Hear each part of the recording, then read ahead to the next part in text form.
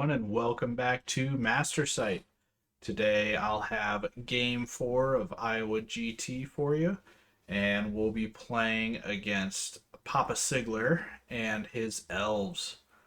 So for those that don't know, Papa Sigler, I think his first name's Chris. Anyway, everybody just knows him as Michael Sigler's dad, so that's why we call him Papa Sigler. He is.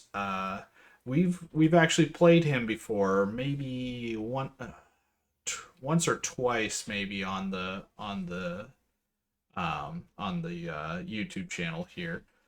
Before, I know he was playing some old school Twilight Kin before the changes. And then I think he's more recently been playing Elves, just because he only plays against Michael mostly, and then he comes to tournaments with Michael. So he's mostly familiar with one army, and his old variation of Twilightkin plays very similar to the now Elf army. So that's, I think, why he's playing what he's playing. So yeah, we're gonna get into his list and then the game. But we were both sitting at 2-1, and I think I mentioned last time, there was a good 4, 5, 6 of us at like the low 40 point mark. I think I was at 42. I think Papa Sigler's at like 41. I know there's like Jared Holcomb, Michael Sigler, Larry Essex, all sitting between like 40 and 43 points as well. So there was a good number of us, and there was enough that Steven, the TO, was purposely adjusting so people weren't playing their own club mates, even though it is round four. Everybody was close enough in points that it was, justified that Michael and his dad weren't playing each other in round four, which I think, especially for the size of this event, it's the right thing to do.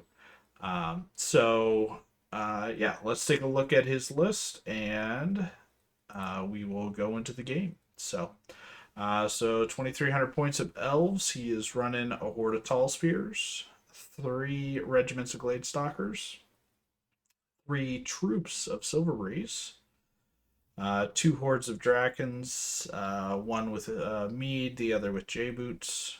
He has 2 war chariots, Argus Rodnar, and a Dragon Lord.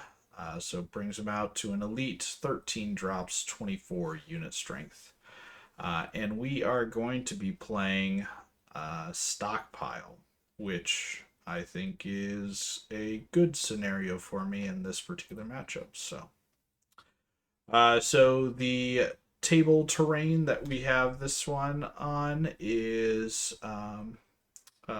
pretty cool one, but it also, I don't think it's going to come into play for us much. Um, it's a skull, large skull, a giant skull of some sort. Anyway, the evil side has been dominating this table. So for the evil skull, it has Aura of Shadow Magic. So all spells cast by a unit within range of the skull succeed on a 3-up instead of a 4-up. But all successes cause a wound. And initially, I think at the beginning of the tournament, these wounds will cause a nerve test at the end of your shooting phase. I think some people, pointed out to Steven that, hey, this just isn't fun.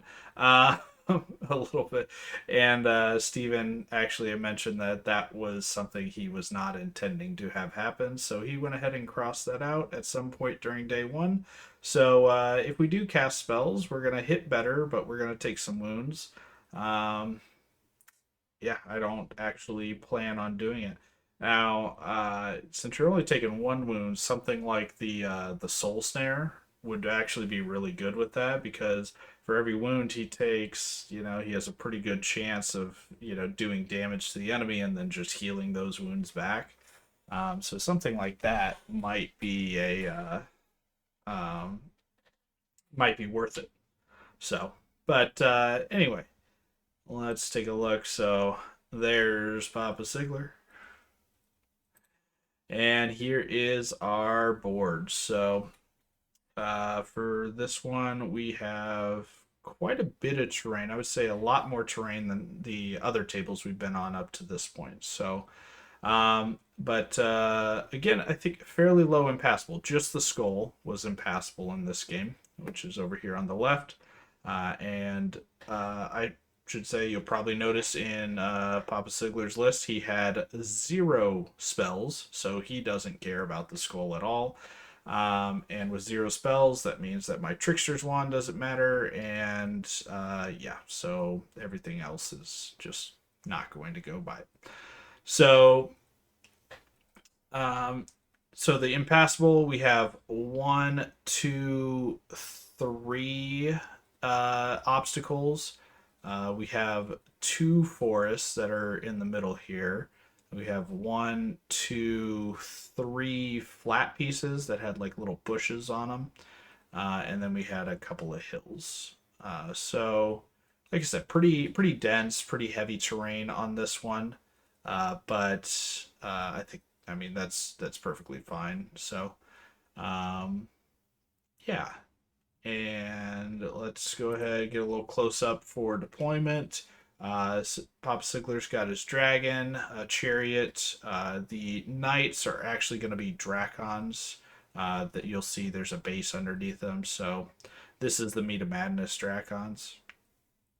Troop of Silver Breeze, all 3 Glade Stalkers. Argus there. He has the Horde of Spears.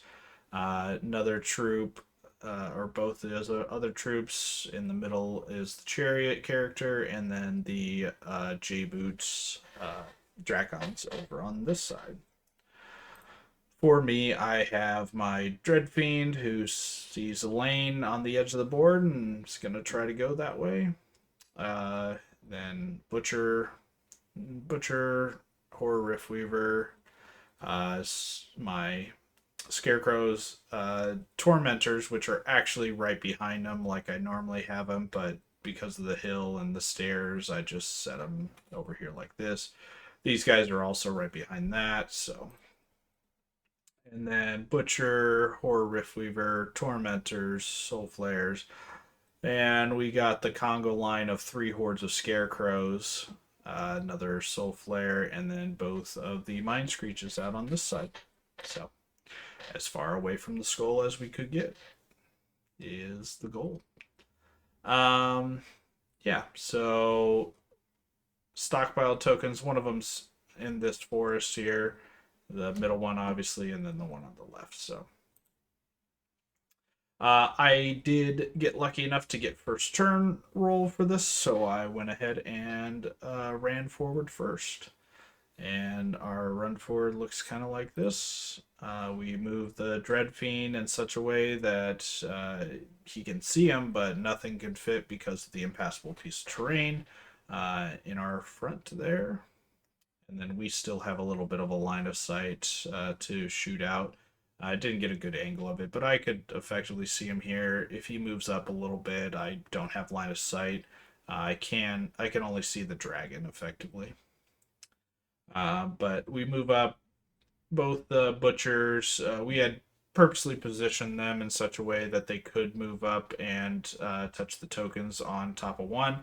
So we're picking up 1 token each off of these stockpiles and carrying those right now with the butchers, but might drop them in just a minute. We'll see. Everybody else moved up accordingly.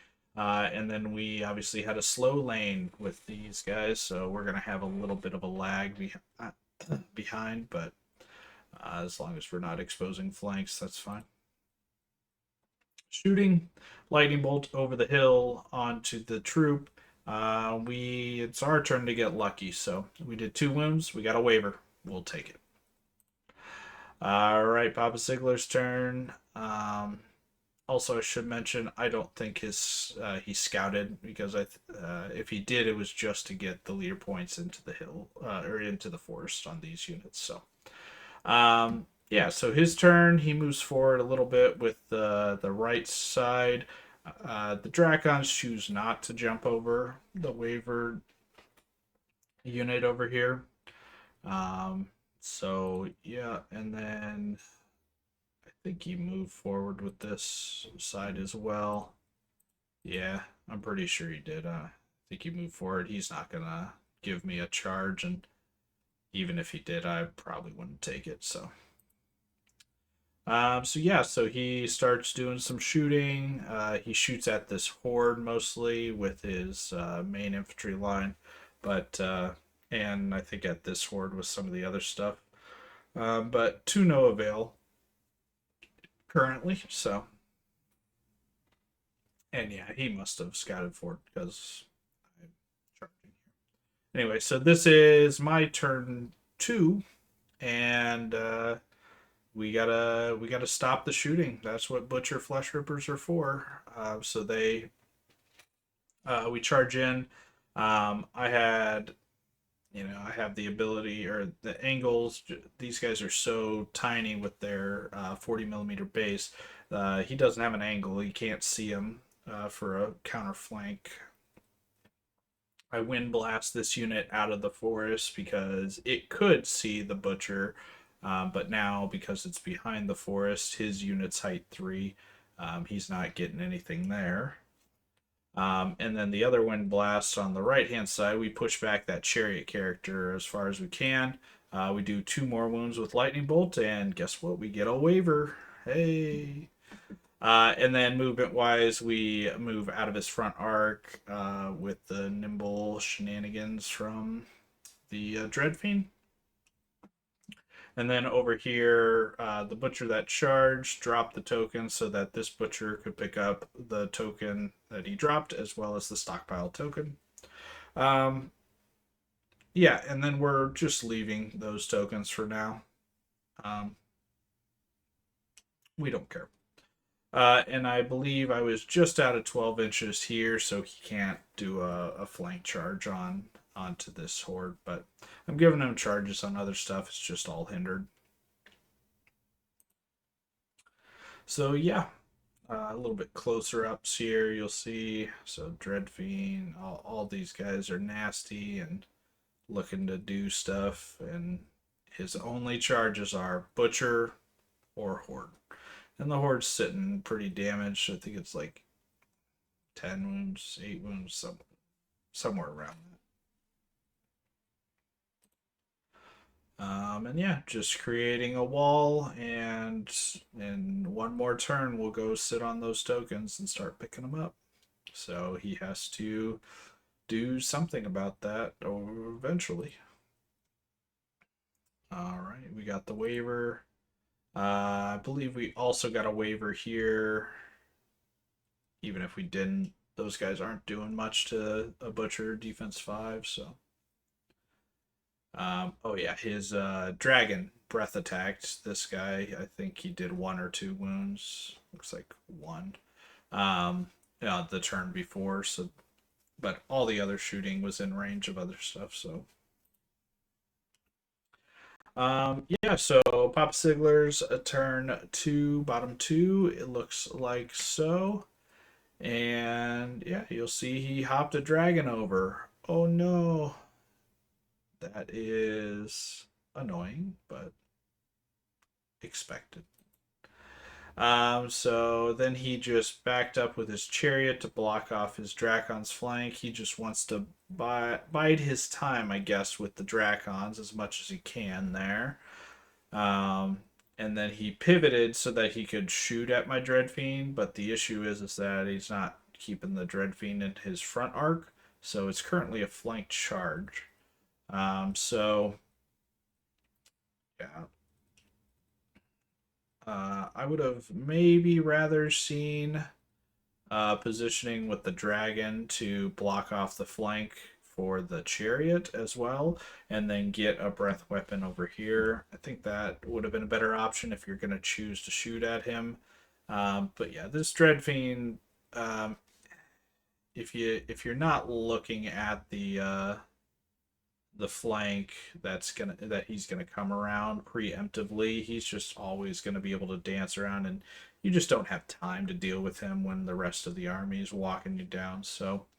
Um, so just taking advantage of maybe a little bit of um, a little bit of lack of experience maybe from Papa Sigler's end at this point, but um, yeah. So shooting, he puts shots into everything we kind of expect him to. He does pick up this horde, which he definitely should after 2 rounds of shooting. He did end up moving this unit back into the forest so they could shoot. So they were on sixes, but he still had enough. So, alrighty, and then my turn because dragon jumped behind our lines. We say, all right, everybody go forward, and so now the dragon's kind of limited in what he can or can't see or distance to charge. Effectively, he has front arc and distance to charge these 2 units here. I think he's just out of this unit, or if he's not, potentially a reform gets him out. But yeah, so but on the right hand side, we're just playing it a little slow right now.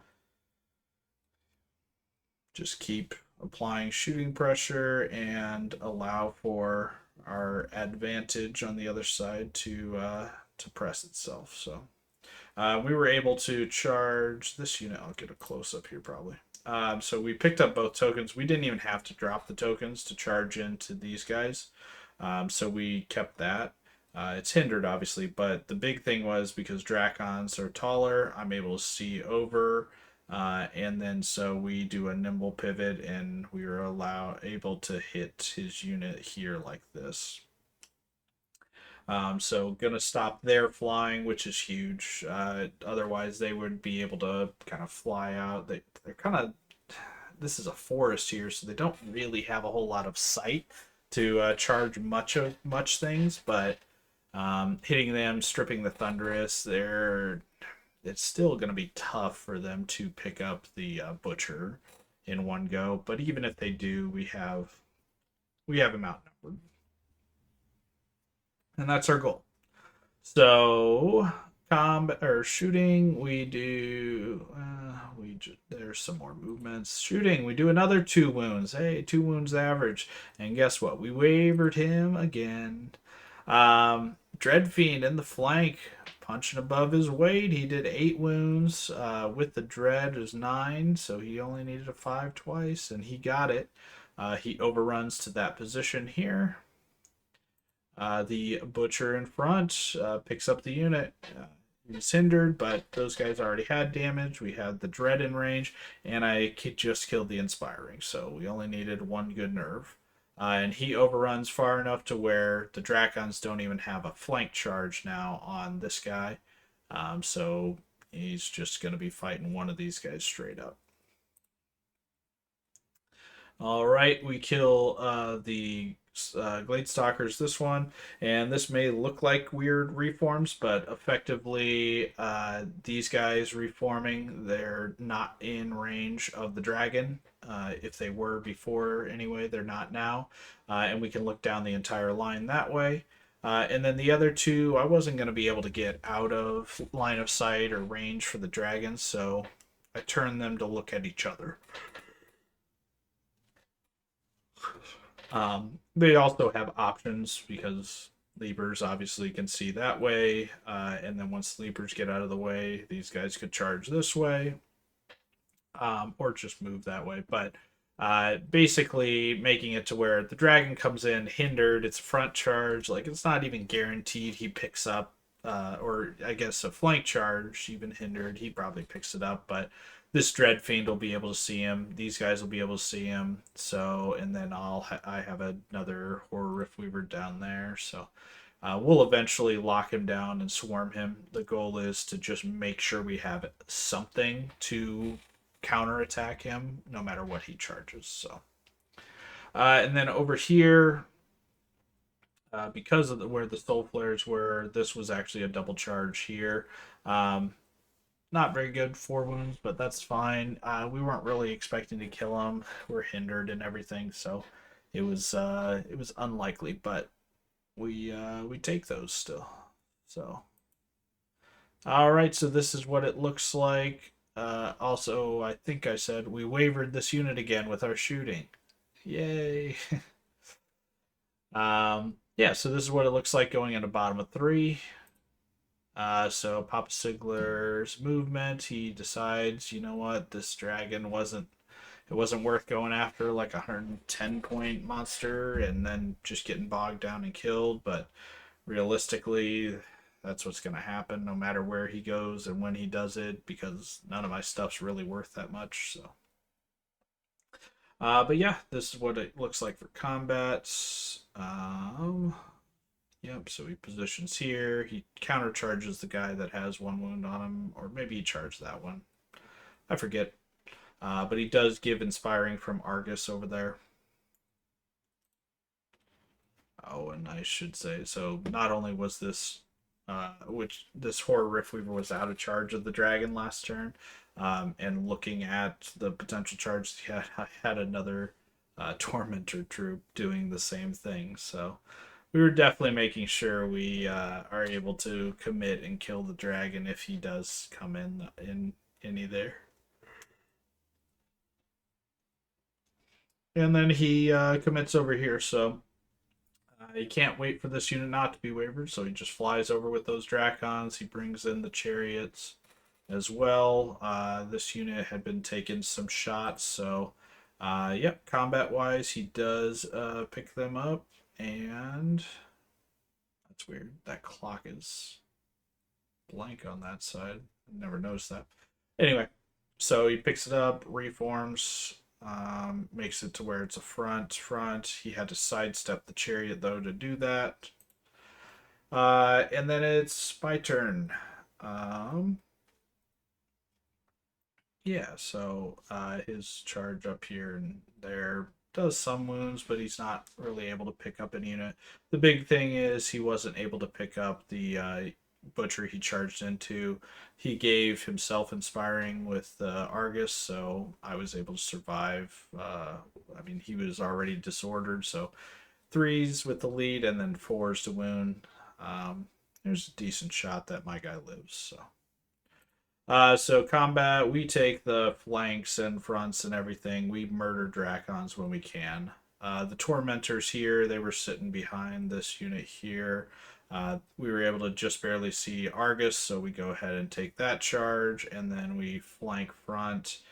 We countercharge there.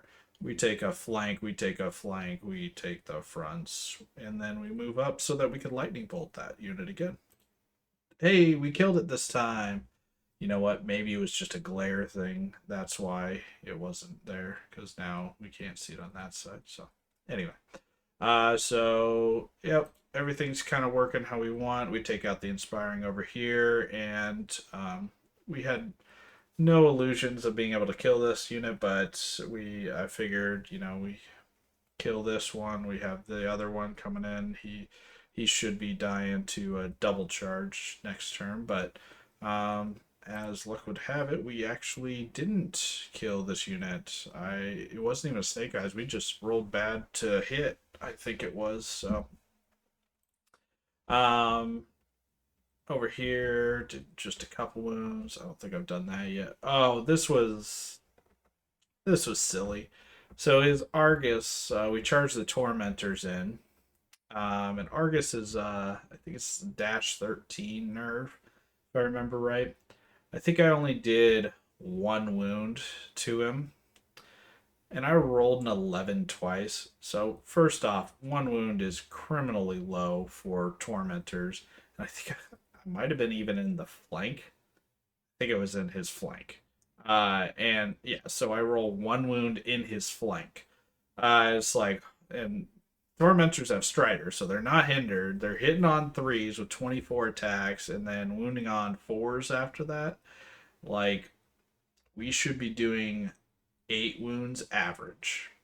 But we did 1 wound. But then we roll an 11 twice, and it's just. I mean, stupid dice are stupid dice. So, uh, yeah, it was a little insulting on top of that, though. Just give him a little bit of hope and then take it right away. So, but we do kill that unit. We're turning back to face this way because dragon's back here. And then we killed these guys as expected and reform like so. Yeah, so this is bottom four, I think it is. So, um, yeah, Papa Sigler charges the flank of these scarecrows, but it is hindered. Combat comes around. He fails to kill them, but he does a massive amount of wounds to these guys, and then he rolls Snake Eyes. So yeah, just when it rains, it pours. At this point, he does kill those guys there. My turn. We're just trying to clean up at this point. So move over to get the skull for the end of the game. So this is top of five. Triple charge because we can there. And then take the rear counter charge here. I only had a Horror Riftweaver that was able to charge the dragon due to some poor reform positioning, but we take the flank there. Yeah, so um, but you know what we do? We kill the Dracons. Great. We give him back the Snake Eyes on this unit here.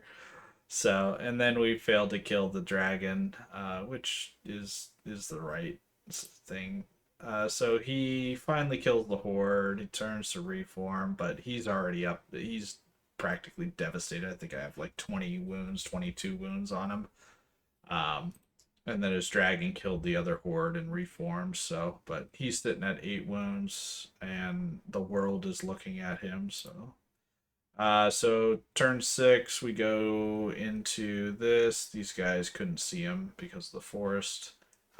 Everything goes there, so we pick everything up on turn six. Yeah, so it was. I didn't even really talk about, but this poor Riftweaver was picking up the middle tokens the whole time, and that horde that was sitting here was picking up those tokens. Um, yeah, it was just one of those things where the tokens were never really a question in the game. It was definitely uh, they were definitely my tokens to control. I guess the one thing that Papa Sigler could potentially do is wait. He just didn't have enough time. But ideally, this dragon is free and whatnot. You wait and you target a unit that has a bunch of tokens on like turn five, bottom of six, something like that, to try and pick up the tokens and steal back some points. But the issue is that I have enough time to distribute those tokens amongst all these units that I have here now because I had killed everything else by the time if he waited until five or six to charge into me.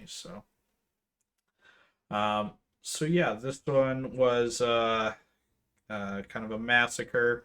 I didn't get a picture of the points, but we ended up getting 22 points. So we got the kill 'em all, so that's an additional two. We held the objective for additional two, and then kill wise, we killed everything, but we lost enough that it was a +3 -3 for attrition. I think it was pretty close, like less than 100 points away from a +4 -4, but another 22 is a great score for us. And it was, yeah, it's just one of those where I think this is actually a better matchup than I originally gave myself credit for. Yes, positioning and certain things, I think in the hands of master elves are very finicky. You have to know your matchups and then play to the scenarios as best you can. But I think that this one, Pop Papa Sigler's a good player. He's there to have fun more than anything. But it was clear that his battle line was his battle line. He was just gonna keep everything there. He was gonna charge when he charges. He's gonna shoot up until that point.